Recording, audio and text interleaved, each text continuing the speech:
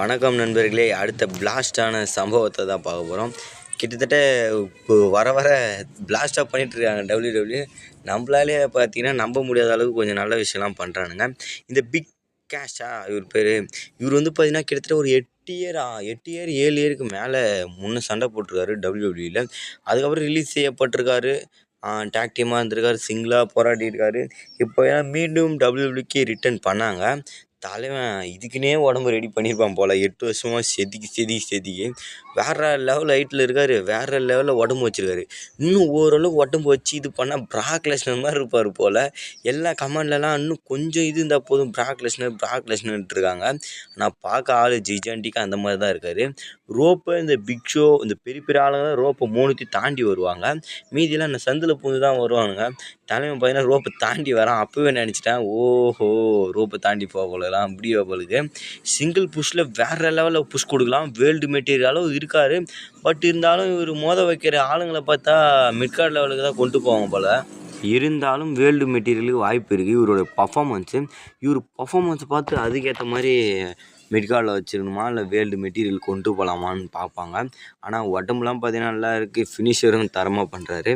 அதுக்கடுத்து Roman ரெயின்ஸை invite பண்ணியிருக்காரு ரே Mysterio. அதாவது ட்ரிபிளோவோட ஜென்ரல் மேனேஜரு. அவர் வந்து பார்த்தீங்கன்னா ட்ரிபிள் ரோமன் ரெயின்ஸை அட்வர்டைஸ் பண்ண சொல்லியிருக்காங்க, கூப்பிட்ருக்காங்க.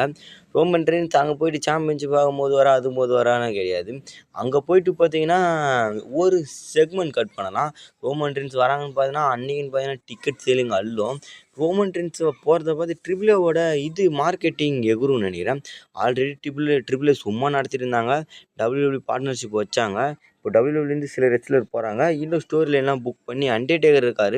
புக்கிங் பண்ணி சூப்பராக கொண்டு போகிறாங்க. அது இல்லாமல் ரே மிஸ்டீரியோட ஜெனரல் மேனேஜர் ஆகிருக்காரு. டபிள்யூடபிள்யூ நிறைய லூச்சர் ரெஸ்லர்லாம் அதில் போய் சண்டையும் போடுறாங்க. அதில் இருக்கவங்களாம் டபிள்யூடபிள்யூ இருக்கவங்களாம் சாம்பியனாக இருக்காங்க. டாமினிக் மிஸ்டீரியோ அந்த க்ரூசர்வெயிட் சாம்பியன்ஷிப்பு, ரே ஃபினிக்ஸ் டேக் டீம் சாம்பியன்ஷிப்பு, இந்த வைக்கிங் ரைடர்ஸு, இந்த மாதிரி இப்போ ஓரளவுக்கு ஹைப்பில் இருக்குது. இன்னும் ரோமனை மாதிரி ஆளெல்லாம் போனால் எப்படி இருக்குன்னு யோசித்த தருணத்தில் ரோமனே பார்த்தீங்கன்னா கிட்டத்தட்ட போகிறாரு அந்த மெகா ட்ரிபிள்ஏவோட கம்பெனிக்கு. ஒரு அப்பியரன்ஸ் கொடுக்கலாம். இப்போ வேறு இந்த சம்மர் ஸ்லாம் டைம் வச்சு வெஸ்டர்மினியா டைம் இல்லையா, டபுள் மீனியாவோ என்னமோ நடக்கும் போல். 2 நாள் நடத்த அவங்களும் பிளான் திட்டமிட்டுருக்காங்க. அதுலேயும் பேப்பர்வியூஸ்லாம் நடக்கும். அதுவும் நல்லா இருக்கும். நல்ல அரினா போட்டு கொஞ்சம் சீட்ஸ்லாம் பண்ணி சூப்பராகவே பண்ணுவாங்க.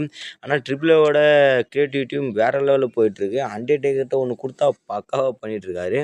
நிறைய பேர்த்துக்கு அட்வர்டைஸ் இது பண்ணுறது, அறிவுறுத்துறது, ஃப்யூச்சரை வளர்க்குறாங்கப்பா. ட்ரிபிள் பொறுத்த வரையும் ஃப்யூச்சரை வளர்த்து நல்ல ஒரு பொசிஷனுக்கு கொண்டு வராங்க.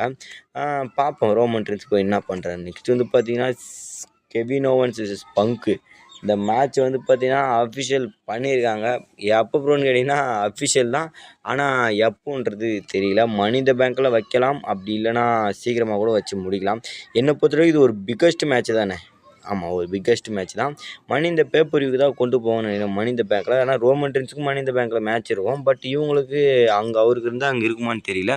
இப்போ மனி இந்த பேங்க் அக்டோபரில் நடக்குது. அப்போ இந்த மாதத்துக்கான பேப்பர்வியூ என்னதான்யா இந்த சம்மர் ஸ்லாமா? அப்போ அடுத்த மாதத்துக்கு பேப்பர்வியூ அக்டோபர் 10ஆம் மாதமா அங்கே போகுது.